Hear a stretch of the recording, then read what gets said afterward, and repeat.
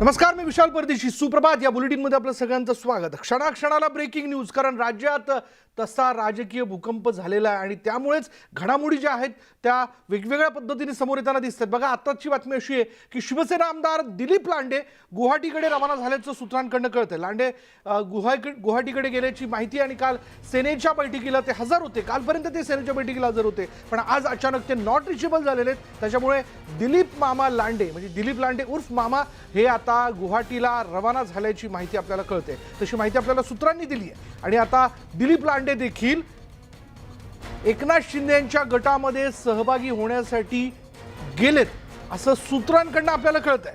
त्याच्यामुळे आता एक एक करत पुन्हा एकदा आजच्या दिवसात म्हणजे परवा, काल आणि आज जेव्हा एक एक करत आमदार हे शिंदे गटात सहभागी होत आहेत, तेव्हा आमदारांची संख्या जी ती वाढत चाललेली आहे. 50 पेक्षा अधिक आमदार जे आहेत ते शिंदे गटाकडे आहेत. आणि आज असं देखील कळतंय की आमदार महाविकास आघाडीचा पाठिंबा काढण्याच्या संदर्भातलं पत्र जे सह्यांचं पत्र ते आज राज्यपालांकडे देऊ शकतात. त्यामुळे आजच्या दिवसात घडामोडी फार वेगाने घडतील. नेमकं काय घडतं याकडे सगळ्या राज्याचं लक्ष लागलेलं आहे, सर्वसामान्य जनतेचं लक्ष लागलंय. शिवसैनिक देखील याबद्दल मोठ्या प्रमाणात चर्चा करताना दिसतात आणि निषेध व्यक्त करतात. त्यामुळे आता एक एक आमदार जेव्हा नॉट रिचेबल होतोय, त्यामध्ये आणखीन एक आमदार नॉट रिचेबल झाल्याची बातमीची भर पडते. ते म्हणजे दिलीप लांडे आज सकाळपासून नॉट रिचेबल आहे.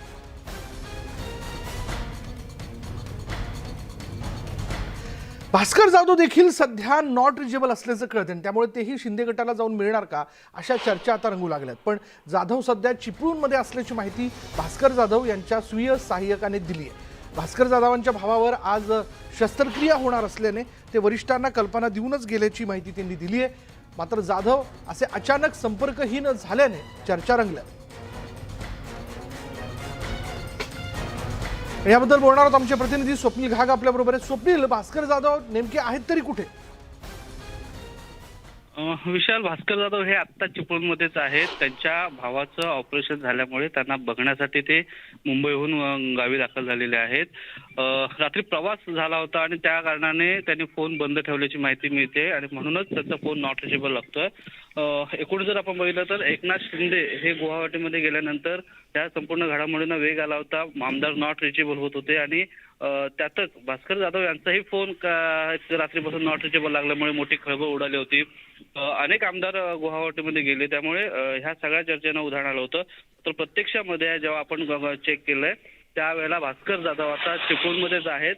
एक साधारण 9:30 वाजेपर्यंत ते त्यांच्या बंधूंना भावाला बघण्यासाठी गावी जाणार असल्याची माहिती देखील मिळते. विशाल, म्हणजे भास्कर जाधव ह्या कारणामुळे नॉट रिचेबल आहेत, ते गुवाहाटीला गेलेले नाहीत? हा, 100%. त्यांच्या बंधूंच्या पायावरती काहीतरी शस्त्रक्रिया होणार होती आणि या सगळ्याची माहिती त्यांनी त्यांच्या वरिष्ठ नेत्यांना दिलेली आहे असं देखील त्यांच्या स्वीय सहाय्यकाकडून सांगण्यात येत आहे. मात्र कुठलीही खातरजमा न करता माध्यमांमधून बातम्या देतात अशी ओरड अशी नाराजी देखील त्यांच्याकडून व्यक्त करण्यात येते. स्वतः 9:30 वाजता भास्कर जाधव जेव्हा भेटतील आपल्याला त्यावेळेला ते आपल्याशी काय बोलतात याकडे आता हे पाहणं देखील महत्त्वाचं ठरणार आहे. विषय धन्यवाद स्वप्नील या सगळ्या माहितीबद्दल. तर भास्कर जाधव हे गुहागरमध्ये आहेत, गावी ते परत गेलेले आहेत. त्यांच्या भावाच्या पायावरती शस्त्रक्रिया होणार आहे, त्याला बघण्यासाठी म्हणून ते गेलेले आहेत. ते कुठेही नॉट रिचेबल झालेले नाही आहेत अशी माहिती आपल्याला कळते. पुढे पाहूयात. आणखीन काही महत्त्वाच्या घडामोडी अशा आहेत की आमदारांवरील कारवाईच्या धमकीनंतर शिंदे गट जो आहे ना तो आक्रमक झाला. काही वेळात हॉटेल रेडिसन ब्ल्यूमध्ये बैठकीला सुरुवात होते आणि या बैठकीला शिंदे गटातील सर्व आमदार उपस्थित राहणार आहेत.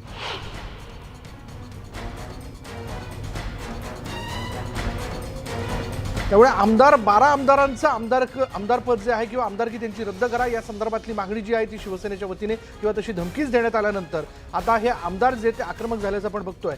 आणि याच विषयी अधिक बोलणार आहोत आमचे प्रतिनिधी लक्ष्मण घाटोळ आपल्याबरोबर आहेत. लक्ष्मण, शिवसेनेच्या धमकीनंतर आता शिंदे गट आक्रमक झाल्याचं आपण बघतोय. एक बैठक पार पडते, या बैठकीत नेमकी काय चर्चा केली जाणार आहे? विशाल, हॉटेल रॅडिसन ब्ल्यूमध्ये 9 वाजेनंतर ही बैठक सुरू होणार आहे. अद्याप देखील ही बैठक सुरू झालेली नाही.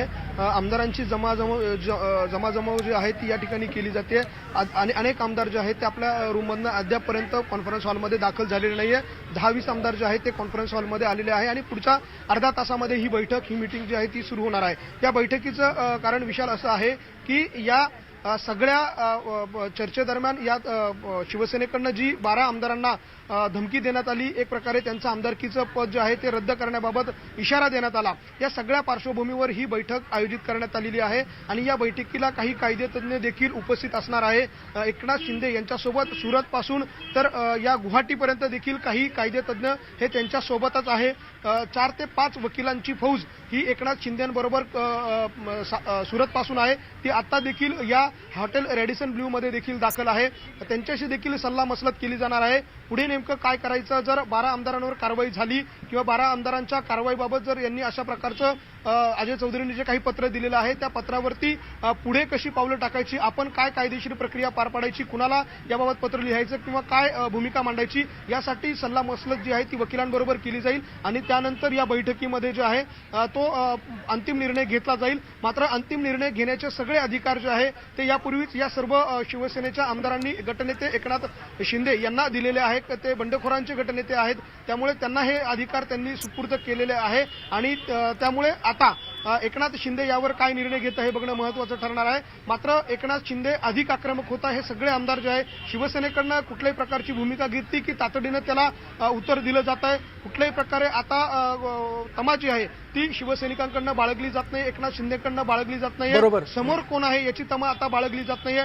शरद पवारांना देखील आव्हान ट्विटच्या माध्यमातून केलं, शिवसेनेला देखील ट्विटच्या माध्यमातून आव्हान एकनाथ शिंदेंनी केलेलं आहे. त्यामुळे आता शिंदे कुठल्याही परिस्थितीत मागे हटायला तयार नाहीये आणि त्याचाच भाग म्हणून ही बैठक जी आहे ती आतमध्ये पार पडेल आणि त्यानंतर जो काही आहे या 12 आमदारांच्या बाबत जो निर्णय आहे तो होईल. विशाल, धन्यवाद लक्ष्मण या सगळ्या माहितीबद्दल. वेळोवेळी आम्ही आपल्याकडे थेट गुवाहाटीला अपडेट घेण्यासाठी येत राहू.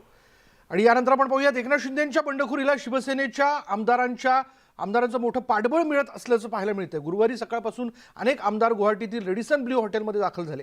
गुरुवारी सकाळी सदा सरवणकर, मंगेश कुडाळकर, दीपक केसरकर पोहोचले, तर रात्री दादा भुसे, संजय राठोड, रवींद्र फाटकही दाखल झालेत. एकनाथ शिंदेने या सर्वांचं स्वागत केलं. यावेळी त्यांनी शक्ती प्रदर्शनही केलं.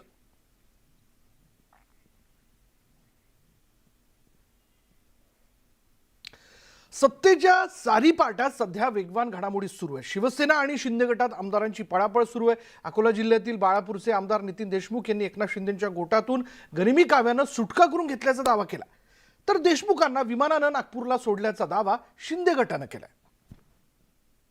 ते सुरत आणि सुरत ते गुवाहाटी अशी जोरदार पळापळ सध्या पाहायला मिळते.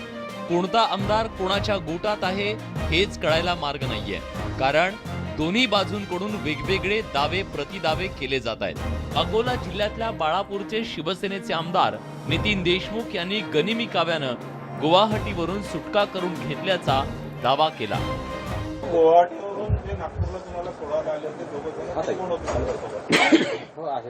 ते आता तुम्हाला पहिलेच सांगितलं की छत्रपती शिवाजी महाराजांची रणनीती आखून मला यावं लागलं. शिवाजी महाराजांना बी औरंगजेबाच्या सैन्यानेच बाहेर काढलं होतं. देशमुखांच्या दाव्यानंतर शिंदे गटानं नितीन देशमुखांना विमानानं आणून सोडल्याचे फोटो समोर आणले. नितीन देशमुख हसत खेळत विमानातून नागपूरला आल्याचा दावा शिंदे गटाकडून करण्यात आला. त्यामुळे बंडखोरांच्या तावडीतून जीव वाचवून सुटून आल्याच्या दाव्यावर प्रश्नचिन्ह निर्माण झालंय. मी आणि जेरी डेव्हिड आम्ही दोघं नितीन देशमुख यांना चार्टर विमानाने नागपूर एअरपोर्टला सोडलं. जाताना आम्ही नाश्ता जेवण एकत्र केलं. खेळीमेळीच्या वातावरणामध्ये आम्ही नागपूर एअरपोर्टपर्यंत गेलेलो आहे.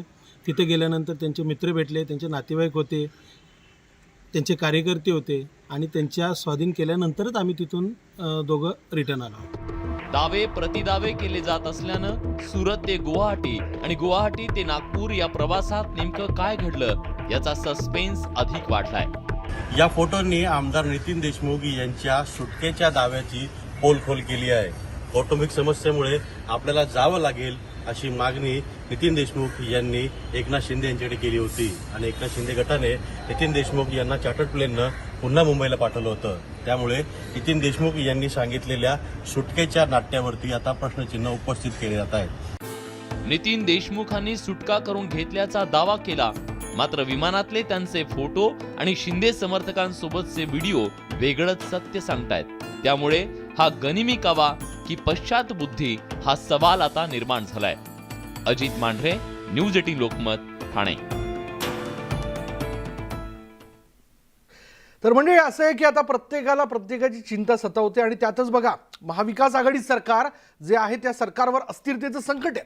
त्यामुळे आता काँग्रेसनं पूर्णतः आशा सोडून दिली. काल जर आपण बघितलं तर खुद्द बाळासाहेब थोरात यांनी तर असं म्हटलंय की विरोधी बाकावर बसण्याची आमची मानसिकता आहे आणि आता काँग्रेसला स्वतःच्या आमदारांची चिंता आहे. काँग्रेसचे आमदारही फुटण्याची भीती आहे. प्रभारी कमलनाथ आता या सगळ्या आमदारांशी संवाद साधून मध्य प्रदेशला परतलेले आहेत, कारण तिथल्या स्थानिक स्वराज्य संस्थांच्या निवडणूक आहेत. पण या सगळ्या परिस्थितीमध्ये आता काँग्रेसच्या वरिष्ठ नेत्यांना आपले जे 44 आमदार आहेत त्यातनं तर कोणी फुटणार नाही ना याची भीती आता वाटते. त्या अनुषंगाने आता सगळ्या आमदारांवरती लक्ष ठेवण्यात बरं कालच आमदारांना आपल्या मतदारसंघात परत जा असे आदेश देण्यात आले, कारण आठवड्याभरापासून या सगळ्या घडामोडींच्या पार्श्वभूमीवर हे आमदार जे आहेत ते मुंबईत मुक्कामी होते. अशा वेळी आता त्यांना त्यांच्या मतदारसंघात परत जाण्यास सांगण्यात आलेलं आहे. पण जर गरज लागली तर त्वरित तुम्हाला मुंबईत परत यावं लागेल असे आदेश देखील त्यांना देण्यात आलेले आहेत. पण सगळ्यांच्या मनात धाकधूक आहे, काँग्रेसच्या नेत्यांच्या मनात धाकधूक आहे की आपले आमदार फुटतात की काय. या अनुषंगाने काँग्रेसचे जे ज्येष्ठ नेते आहेत अशोक चव्हाण, बाळासाहेब थोरात, त्याचबरोबर काँग्रेसचे राज्यातले प्रभारी हे सध्या चिंतेत आहेत. त्या दृष्टीनं रणनीती आखली जाते. शक्यता आहे की जर सत्ता स्थापनेच्या संदर्भातला दावा शिंदे गटातनं केला गेला किंवा अधिकही अजून इतर पक्षांमधले आमदार आमच्या संपर्कात आहे जर असं सांगितलं गेलं तर काँग्रेसचे वरिष्ठ नेते आपल्या सगळ्या आमदारांना राज्यातनं म्हणजे 44 आमदार जे आहेत त्यांना परत बोलावून घेऊ शकतात आणि पुन्हा त्यांना मुंबईत कुठेतरी वेगळ्या ठिकाणी ठेवलं जाऊ शकेल असं देखील आहे. त्यामुळे आता आपले आमदार कसे सांभाळता येईल, आपल्या कंपूतले आमदार कसे सांभाळता येईल या दृष्टीनं प्रत्येक पक्ष आता हा काळजी घेताना दिसतोय. काल राष्ट्रवादी काँग्रेसनेही म्हणजे शरद पवारांनी वायबी चव्हाण सेंटर हॉलमध्ये सगळ्या आमदारांशी, राष्ट्रवादी काँग्रेसच्या आमदारांशी संवाद साधला. बोलूयात नेटवर्क 18च्या वरिष्ठ संपादक प्रीती सोमपुरा या सगळ्या घडामोडींवरती लक्ष ठेवून आहेत. प्रीती, आत्ताचा अपडेट काय? आताचे अपडेट असं आहे की कमलनाथ जे इकडे आले होते इन्चार्ज बनून ते काल रात्रीच मध्य प्रदेशला परतलेला आहे. आता काँग्रेसने त्याच्या सगळ्या आमदाराला सांगितलं आहे की तुमच्या जे एरिया आहे तिकडे जा आणि एनसीपीने आपल्या सगळ्या आमदाराला सांगितलं आहे की तुमच्या एरियामध्ये जा आणि पुन्हा काम करायची सुरुवात करा. म्हणून आता काँग्रेस आणि एनसीपीला कळलं आहे की आता सत्ता आपल्या हातातून जाणार आहे. म्हणूनच कालची जी बैठक होती त्यामध्ये शरद पवारांनी आपल्या सगळं मी त्याला असं सांगितलं की माझा करिअरच्या 60 वर्षामध्ये मी 30 वर्ष जे आहे ते विपक्षमध्ये मी राहिलेलो आहे असं गोष्ट त्याने सांगली. आणि त्यांनी असं पण सांगितलं की मी बघितलेलं आहे की विपक्षमध्ये राहून काम करायचं म्हणजे कसं काम करायचं अशी गोष्ट जी आहे त्यांनी सल्ला त्यांना आमदारांना दिलेली आहे. आणि त्यामध्ये पण असं झालेलं आहे की शरद पवारांनी त्यांच्या सगळं नेत्याला सांगितलं की ज्यांना जायचे आहे त्यांच्या एरियामध्ये त्यांना जाऊ द्या, आता हॉटेलमध्ये ठेवून काही होणार नाही आहे. म्हणून हे सगळं असंच कळतं की आता काँग्रेस आणि एनसीपीला कळलं आहे की आता आमच्या हातातून सत्ता जाणार आहे. म्हणूनच त्यांनी आपले जे आमदार होते त्यांना त्यांच्या गावी पाठवलेलं आहे. आणखी एक गोष्ट अशी आहे की काँग्रेसनी जे आहे ते कमलनाथला इकडे पाठवलं होतं. त्यांना असं वाटलं होतं की कमलनाथ जे आहे सरकार वाचवणार, पण असं काही झालं नाही आणि कमलनाथ काल रात्री परत केलेला आहे मध्य प्रदेशला. विशाल, धन्यवाद प्रीती या सगळ्या तपशिलाबद्दल. त्यामुळे काँग्रेसने सत्तेच्या संदर्भातली आशा जी ती सोडून दिलेली आहे. आपल्या सगळ्या आमदारांना मतदारसंघात परत जायला सांगितले, पण त्यांच्या मनात चिंता देखील आहे की या आमदारांपैकी फ्लोअर टेस्टची जर वेळ आली म्हणजे प्रत्यक्ष सत्ता स्थापनेच्या संदर्भातलं बहुमत सिद्ध करण्याची वेळ आली तर कोणी आपल्यातनं फुटू नये या दृष्टीनं काळजी घेतली जाते. त्यातच असं कळतंय की शिवसेना नेते एकनाथ शिंदे समर्थक शिवसेना घटक पक्षाची बैठक झाली आणि या बैठकीचा अहवाल जो आहे तो त्या संदर्भातलं पत्र शिवसेना नेते एकनाथ शिंदेंनी राज्यपाल भगतसिंग कोश्यारी, विधानसभा उपाध्यक्ष नरहरी झिरवळ आणि विधान परिषद अध्यक्ष रामराजे नाईक निंबाळकर यांना पाठवलंय. या पत्रात एकनाथ शिंदे यांनी आपल्या नाराजीचं कारणही सांगितलंय. बाळासाहेब ठाकरेंच्या हिंदुत्वाचा विचार आणि तत्वांशी तडजोड न करता पारदर्शी, प्रामाणिक आणि निष्कलंक सरकार असावं अशी भूमिका होती. मात्र महाविकास आघाडी स्थापन झाल्याच्या पहिल्या दिवसापासून याला तिलांजली देण्यात आली. त्यामुळे या सरकारमधून बाहेर पडण्याचा आग्रह धरला. अक्षरशः डोळ्यात पाणी आणून विनवण्या केल्या. मात्र पक्षातील नेते, पदाधिकारी यांच्या भावनांना जाणीवपूर्वक बगल देण्यात आली असं पत्रात म्हटलंय.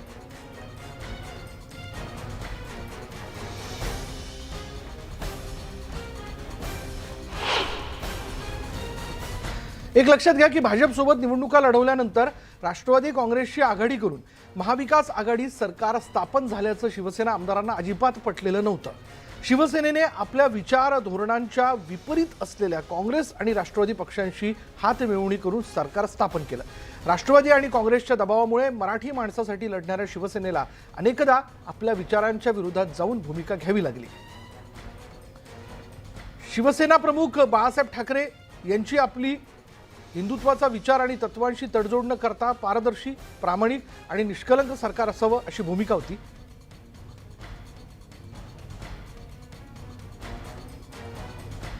मात्र महाविकास आघाडी स्थापन झाल्याच्या पहिल्या दिवसापासून याला तिलांजली मिळाल्याचं दिसून आलं.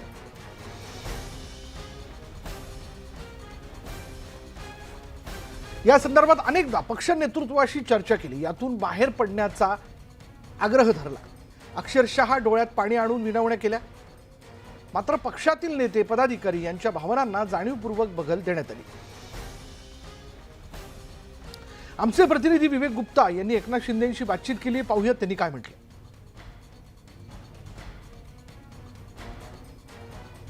बोला न्यूज 18 से। हाँ सर ये मैं पूछा, जो आपने 37 का जो लेटर दिया है उसमें से एनसीपी ने भी बोला कि 12 विधायक को इसमें डिसमिस कर दो सर, डिप्टी स्पीकर को दिया है सर, इसमें से क्या कहना है सर आपका? नहीं, ऐसा वो सस्पेंशन कर नहीं सकते जी सर, क्योंकि यहाँ पर 37 का जो ग्रुप है शिवसेना का, जी सर, वो वही मेन मेजोरिटी ग्रुप है।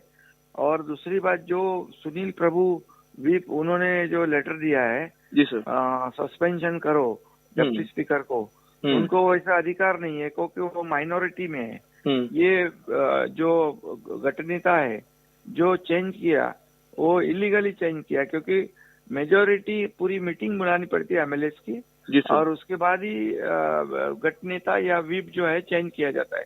तो सुनील प्रभु को कोई अधिकार नहीं है ऐसी नोटिस या ऐसी पिटीशन डिप्टी स्पीकर के पास फाइल करने की। तो सर क्या लग रहा है, ये खाली डिलेई टैक्टिस देरी करने की कोशिश की जा रही है? क्या बोले सर, ये क्या लग रहा है सर, ये आपको मतलब ये देरी करने की कोशिश की जा रही है, समय लेने की कोशिश की जा रही है? किलिंग और डराने की बात है, लेकिन डेमोक्रेसी में रूल्स है, कॉन्स्टिट्यूशन है और कोर्ट भी है, इसलिए इसमें कोई डरने की आवश्यकता नहीं। क्योंकि ये पहली बात तो उनको भी निकालने का अधिकार नहीं और डिस्क्वालिफिकेशन का तो बिल्कुल नहीं, क्योंकि ऐसे मीटिंग के लिए नहीं आए, प्रेजेंट नहीं रहे तो डिस्क्वालिफिकेशन, ये का ये रूल है, ये ऐसा नहीं कर सकते हो। और ऐसा करे तो ये इलीगल हो जाएगा, ये कॉन्स्टिट्यूशन के खिलाफ हो जाएगा। ओके, लेकिन जो संजय राउत बोल रहे हैं कि अगर फ्लोर टेस्ट होगा तो उनकी पार्टी के सारे विधायक आएंगे और सरकार महाविकास आघाड़ी की रहेगी और उद्धव ठाकरे ही सीएम रहेंगे।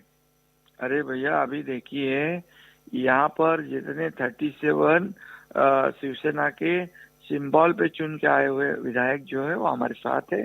उन्होंने बाकायदा हमारे साथ रहने का फैसला खुद के मर्जी से किया है, वैसा उन्होंने एफिडेविट दिया है। उसके बावजूद 10 से 12 लोग जो इंडिपेंडेंट हैं, तो 50 से प्लस 50 यहाँ मेजोरिटी हो गई, तो सरकार पूरी तरह माइनॉरिटी में है। ये खाली बोल के खुद का समाधान करना या जो मॉरल जो है वो टूट चुका है, उसको थोड़ा सा बूस्ट करने की कोशिश, ये चेष्टा है। ये सब जानता है, पूरा देश जानता है, पूरा महाराष्ट्र जानता है कि ये महाविकास आघाड़ी सरकार अभी नहीं रही है। एग्जैक्टली सर, मैं जैसे बोले कि जिस तरह सीएम उद्धव ठाकरे वर्षा बंगलो से निकले पूरे बैग के साथ, सूटकेस के साथ, पूरे परिवार के साथ और मातोश्री पहुंचे, तो इस पे आपके संदेश आप क्या कहना है? ये तो उनका निर्णय है, उसमें मैं क्या बोल सकता हूँ। लेकिन क्या आप बीजेपी के साथ जाएंगे अगर फ्लोर टेस्ट होता है तो? ऐसा कोई निर्णय हम लोग ने नहीं लिया है। हमारी बैठक होगी, हमारे साथ पूरा बड़े पैमाने पर यहाँ पर विधायक जो है एमएलए है उनका समर्थन प्राप्त हो रहा है। एक एजेंडा लेके हम लोग हिंदुत्व का बाला साहब ठाकरे की भूमिका जो रही है ये पूरे देश ने देखा है, उसका अनुभव किया है, उसे हम लोग आगे लेके जाना चाहते हैं। और डेवलपमेंट, इस राज्य में डेवलपमेंट की आवश्यकता है। ये राज्य जो है जनता के मन की, जनता की भावना है, ऐसा राज्य चाहते लोग। सर अगर महाविकास आघाड़ी सर आपको ऑफर देती है कि हम आपको डिप्टी सीएम या सीएम बना देते हैं और आप सारे विधायकों को लेकर वापस आ जाइए, ऐसा मैं अकेला कोई भी डिसीजन नहीं ले सकता। मेरे जितने भी सहयोगी है उनके साथ जो भी डिसीजन लेना है वो चर्चा के बाद, बैठक के बाद ही मैं ले सकता हूँ। मैं अकेला कोई डिसीजन नहीं लेना चाहता हूँ और अब हम लोग काफी आगे बढ़ चुके हैं। सर ये हिंदुत्व को लेकर बार बार सवाल हो रहा है कि सिर्फ बाला साहब ठाकरे के हिंदुत्व, शिवसैनिक के हिंदुत्व और उद्धव ठाकरे हिंदुत्व, तो ये हिंदुत्व को लेकर क्यों हो रहा है बार बार, ये डिफरेंशियस क्यों हो रहे हैं सर? क्योंकि बाला साहब ठाकरे जी को जो मंजूर था हिंदुत्व, जो मतलब उनका हिंदुत्व बोले किसी अन्य धर्म का अपमान करना या डिसरिस्पेक्ट करना ऐसा नहीं था, लेकिन जो बात है इतने सालों उनकी जो भूमिका शिवसेना की आइडियोलॉजी है जी सर। और हम लोग हमारे जो विधायक हैं वो यही चाहते थे कि उन्होंने लेटर भी लिखा है, महाविकास आघाड़ी सरकार में शिवसेना को काफी नुकसान पहुंचा है, शिवसेना 4th नंबर पे गई है और इसलिए उनका हमारे विधायक जो है उन्होंने लेटर लिखा है। सर ये भी कहा जा रहा था कि महाविकास आघाड़ी सरकार उद्धव ठाकरे नहीं बल्कि शरद पवार चला रहे थे, क्या ये सही है सर? अभी ये तो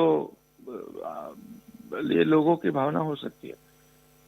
ओके सर, एक और सवाल ये सर ये आप लोगों ने आसाम ही क्यों चुना, गुवाहाटी क्यों चुना सारे विधायकों को ले जाने के लिए?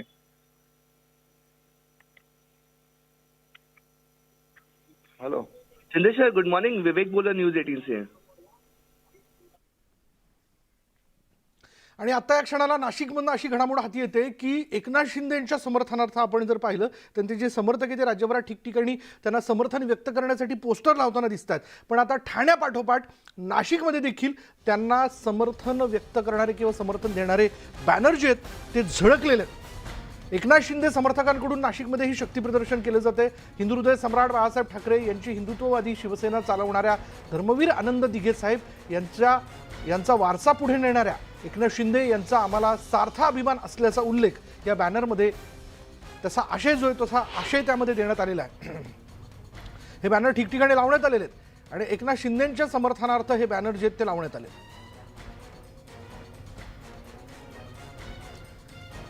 आणि बोलूयात आमचे प्रतिनिधी लक्ष्मण घाटोळ आपल्याबरोबर आहेत। लक्ष्मण, नाशिकमध्येही एकनाथ शिंदे यांना समर्थन देणारा गट आहे जो खरं तर आपल्याला अयोध्येत पण दिसला, तर काय म्हटलं या बॅनरवरती?